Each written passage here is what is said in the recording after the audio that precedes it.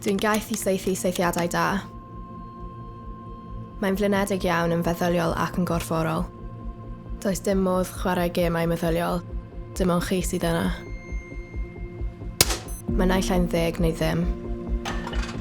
Mae pawb yn holi pam neu ffordd dwi'n neud e. Dwi wedi bod yn saethu am dros 10 mlynedd. Fe uchelgais i bod y gorau yn y byd.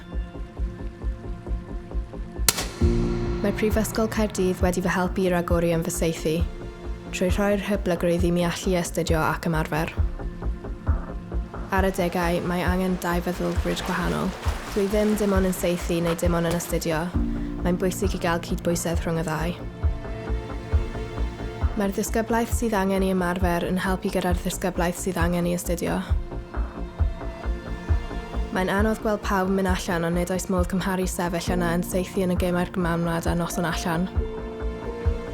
Nid yw unrhyw beth allai rhoi gorau i'n hawdd. Efallai nad yw'r holl ymarfer dros y 10 mlynedd diwethaf yn dangos pob dydd, mi fydd hi yn y pen draw.